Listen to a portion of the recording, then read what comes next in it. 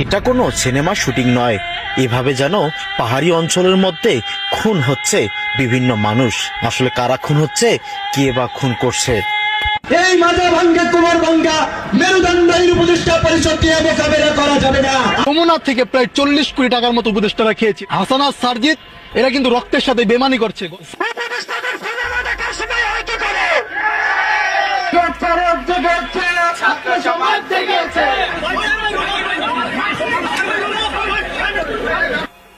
একের পর এক যেন সবাই ধরে ফেলছেন ডক্টর ইউনূস এবং সমন্বয়কদের।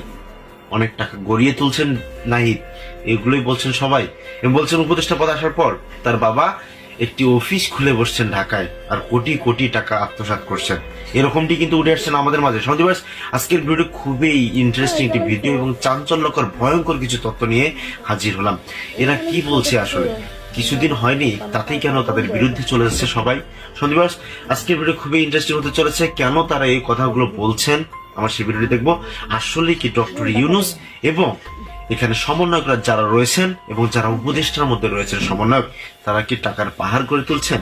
আজকের এই ভিডিওগুলো শুনুন এবং এই ব্যাপারগুলো নিয়ে আপনাদের কি মন্তব্য অবশ্যই আমাদের কমেন্টে জানিয়ে দিন। চলুন সরাসরি আমরা স্ক্রিনে চলে যাব এবং তাদের বক্তব্যগুলো শুনে নেব। আসিফ নজরুল যদি রয়ের থেকে 1 টাকা খায়, আসিফ নাহিদ রয়ের থেকে 100 টাকা খায়। যমুনা থেকে প্রায় 40 কোটি টাকার মতো উপদেষ্টারা খেয়েছে। হাসান আর সারজিৎ এরা কিন্তু রক্তের সাথে বেমানি করছে। সারজিৎ হাসানাত হচ্ছে এই আন্দোলনের একটা অংশ, তারা লড়াই সংগ্রাম করেছে, এই পর্যন্ত আমরা মেনে নেই। কিন্তু এখন আপনি দেখেন ভিতরের খবর জানতে গেলে উপদেষ্টাদের যারা আছে আসিফ নাহিদের বাবা মিরপুরে আপনার অফিস দিয়েছে, সেখানে অনেক লেনদেন হচ্ছে, আসিফ অনেক টাকা কামাচ্ছে। এগুলো সত্যি কথা, এগুলো আপনি মানে গা ঢাকা দিতে পারবেন না। সারজিৎ হাসানাত আন্দোলনের সময় আপনারা দেখেছেন প্রধানমন্ত্রীর কার্যালয়ের যে উপদেষ্টারা আছে তাদের সাথে বসেছিলেন, বসে তাদের সাথে কথা বলেছেন এবং তখন নেট ছিল না, গণমাধ্যমের কাছে তারা নিউজ দিয়েছিলেন যে এই আন্দোলন স্থগিত করা হলো, আমরা এই আন্দোলন সামনের দিকে আর আগাবো না। কিন্তু পরবর্তীতে আসিফ নাহিদ এই আন্দোলনকে 1 দফা পর্যন্ত নিয়ে গিয়েছিলেন এবং এখন পর্যন্ত যারা নিহত এবং আহত হয়েছে এরা কিন্তু চিকিৎসা পায় নাই এবং এখন পর্যন্ত এদের টাকা নিয়ে নয় ছয় করা হচ্ছে। তাহলে যে ডক্টর ইউনূস 100 কোটি টাকা বাংলাদেশে আনলেন, এই টাকাগুলো কোথায় গেল? সারজিৎ হাসানাতের গাড়ির পিছনে কি 100 কোটি টাকা খরচ হয়ে গেল, নাকি এই টাকাগুলো জুলাই বিপ্লবের অংশ তাদেরকে মানে সহযোগিতা করা হলো? এই যে যারা সমন্বয়ক আছেন এদের বিরুদ্ধে অনেকে দিনের পর দিন আপনার জুলাই ফাউন্ডেশনে ঘুরছে, টাকা পাচ্ছে না ঠিকঠাক মতো।